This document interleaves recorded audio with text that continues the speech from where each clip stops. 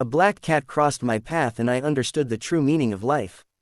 I never considered myself a superstitious person. I always thought these types of things were hoaxes or make-believe.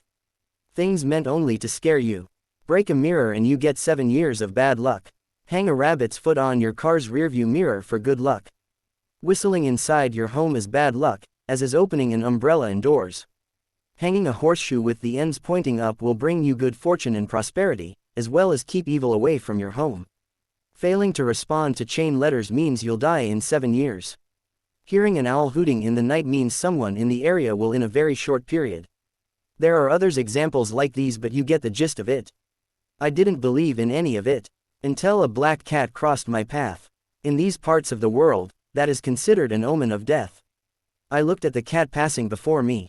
She stopped and stared at me too, to which point she ran in the street.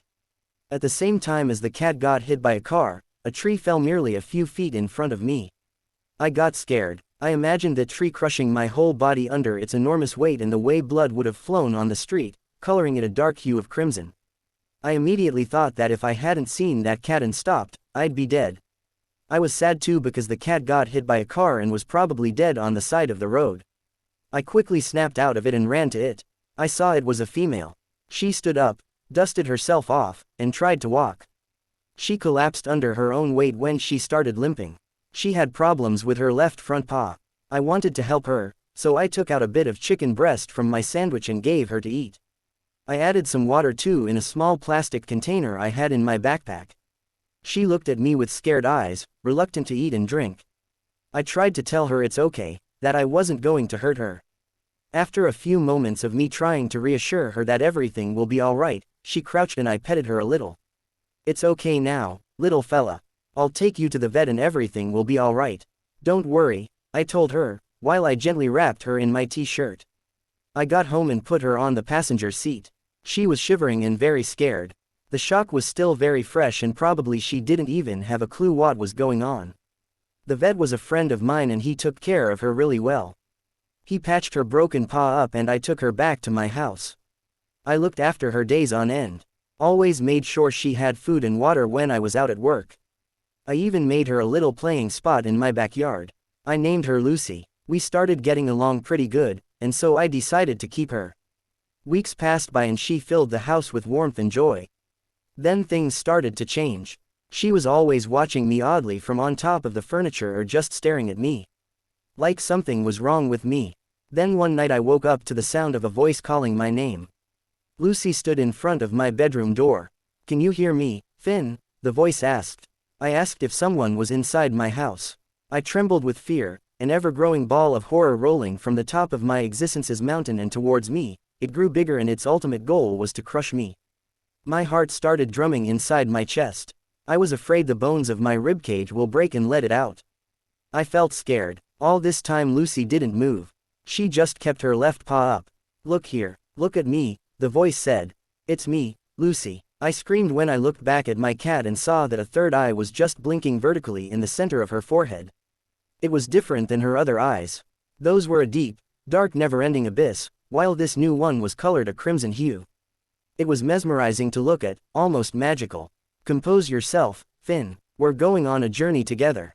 I want to show you something," Lucy said.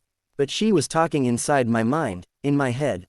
My brain couldn't wrap itself around this insanity.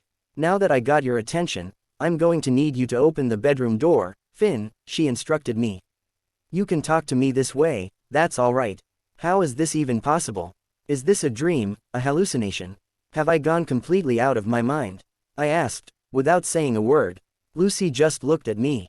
Then she hissed. I opened the door to see a tall grass field in front of me. I was positive that my mind was starting to rot away, to decay into the hourglass of time. Gone forever as the snowflakes under the white winter sun. In the middle of the field, a huge stone pyramid stood tall. It cast a long and smoky shadow in front of the entrance. The temple door was decorated with the large head of a cat, carved in the stone structure. Its regular eyes were 2 shiny obsidian stones, while the third one was a dark blood-red ruby. They moved around so very often like they were scanning the surroundings, this new world I was in. Lucy opened her third eye and a ray of red light beamed from within, instantly connecting with the one from the pyramid.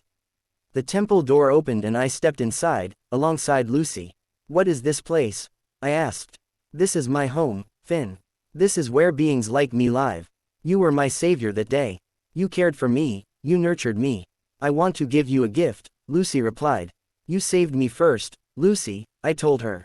I think that would have been enough. She meowed. In the center of the stone room, there was a large metal throne.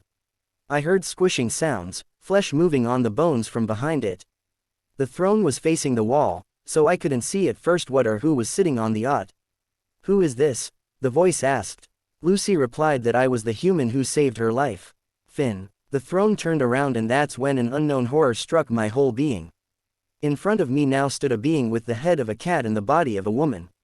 I thought it was a goddess or an empress, the ruler of that place. Like one of the mythological beings you read about or see in a movie. Like Lucy, she had 3 eyes as well. She held a golden scepter in her right hand. She was enshrouded in a red halo that gleamed brightly. She rose from her throne and started taking steps toward me. I began shivering, the hair on my arms rising instantaneously. Fear was pulsating inside my veins and I felt like my blood was boiling hot. I suddenly realized that this whole experience almost shattered my soul into a million tiny shards. She began speaking, her voice cracking and squishing at the same time. I am Chimera, the eternal goddess of afterlife. Kneel before, she ordered me. I began quivering and I followed suit. Am I dead?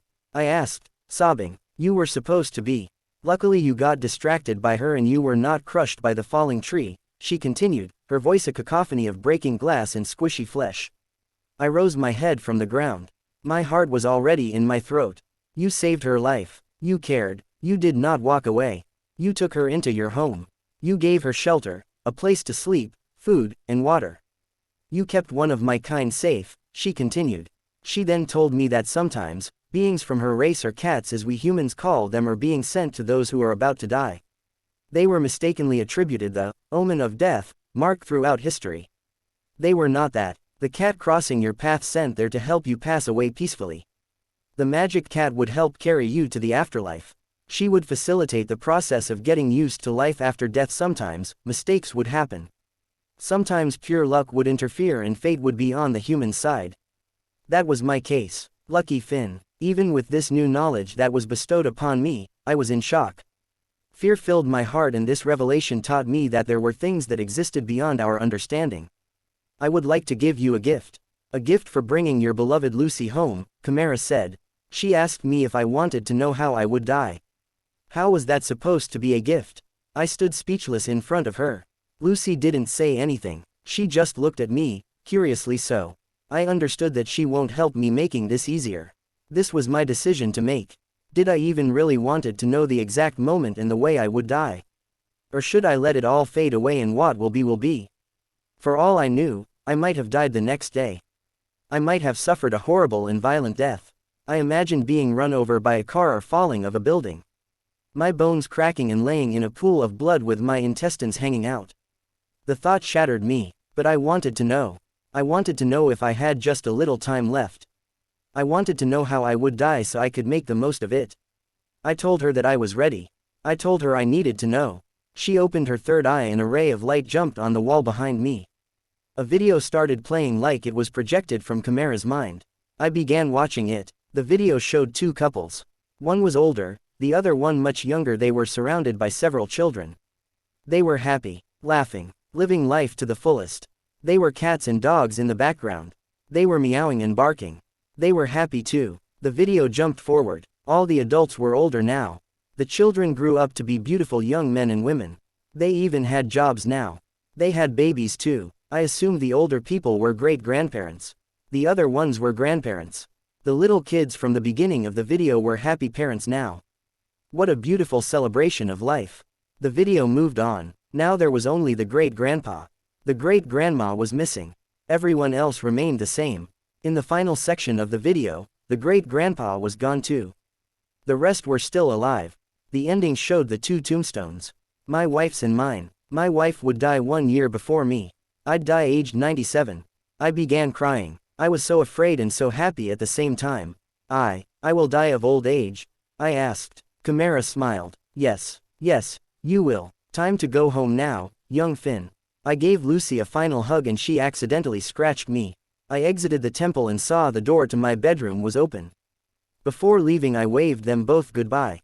Thank you, Finn. You go now and live a happy and beautiful life. Lucy's voice resonated in my mind. I sobbed and went through. I didn't sleep for the remainder of the night. I stayed on the side of my bed until morning. I looked at the scratch Lucy made and really wanted it to become a permanent scar. That way I'd have something left from her. A beautiful memory. The sun spilled its rays in my room. I drove straight to the cat shelter. I looked for a black one and I adopted it. Please subscribe and thank you so much for listening.